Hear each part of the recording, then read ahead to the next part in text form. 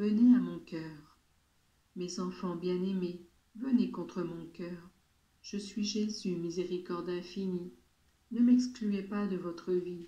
Mon amour veut embrasser toutes les âmes. Lorsque du haut de la croix, écartant les bras comme pour vous accueillir tous, j'expirais, je voulus que vous puissiez voir mon amour d'une manière encore plus sensible. J'ai voulu que l'ongine me transperce le cœur avec une lance, et qu'il en sorte du sang et de l'eau. Je dis j'ai voulu parce que tout était fixé et prédit, et parce que ce qu'ils m'ont infligé dans ma passion était accepté par ma volonté. Mais que signifiait ce sang et cette eau, sinon les sacrements qui auraient apporté à vos âmes la grâce, qui vous rend fils de Dieu et vous fait jouir de sa vie? La fête du Sacré-Cœur que vous avez commencée en cette vigile doit vous rendre conscient du devoir que vous avez d'user correctement des saints sacrements, payant ainsi de retour mon amour infini pour vous. Sang et eau sont aussi sur l'autel au moment le plus solennel de la messe, et doivent indiquer l'union intime qui existe entre moi et vous dans l'offrande du sacrifice. Comme je désire que vous soyez pénétrés d'amour et de douleur pour établir l'unité avec moi, et pour porter à l'humanité cette aide et cette paix dont elle a tant besoin. Le monde est dans la souffrance totale, dans les familles et dans les sociétés, troublées et divisées spirituellement, moralement et physiquement. On s'accuse mutuellement, on se combat et on se hait. On ne veut pas descendre à la racine des maux, et on n'a pas la volonté sincère de les enlever. Voici mon cœur, asile d'amour. Voici le sang et l'eau, les sacrements. Voici le sacrifice accepté et sanctifié. Ce sont ceux-ci les moyens pour guérir les âmes et le monde. Mes enfants, cela ne sert à rien de se combattre et de se vaincre. Elle ne sert à rien la tactique de celui qui fait semblant pour conquérir. Ils ne sont pas valables les comportements mis en acte aujourd'hui pour changer la société.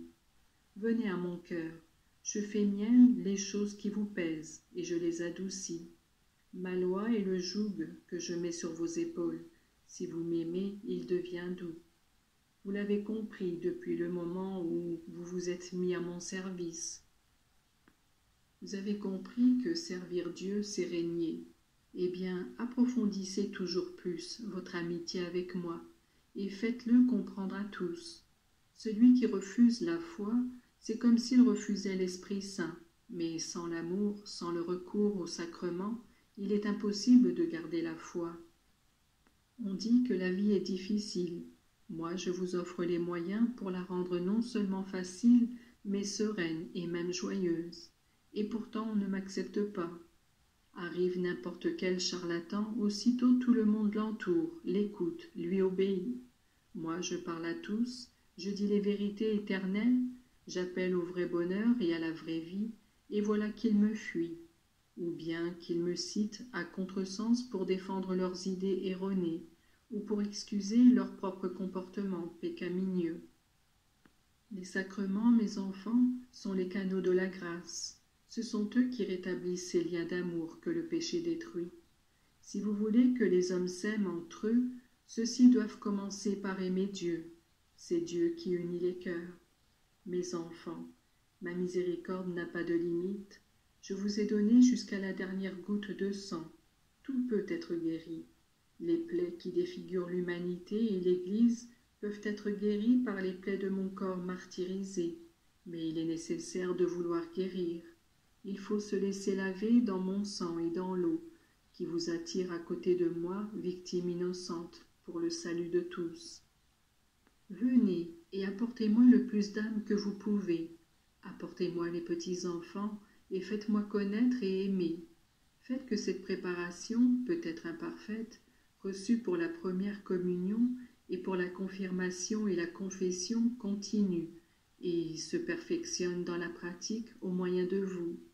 Apportez-moi les jeunes et les personnes âgées.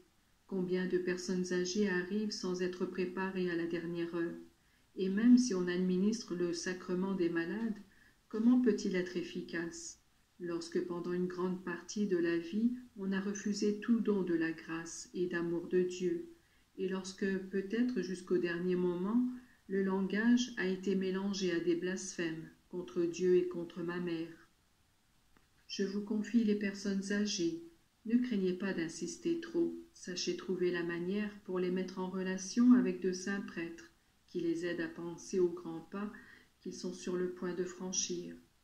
Mes enfants, rappelez-vous que chacun est chargé du salut de son prochain, que le rappellent les épouses, les mamans, les religieux, les prêtres. Moi, je ne suis pas inactif, et je vous attends avec un désir infini de vous aider.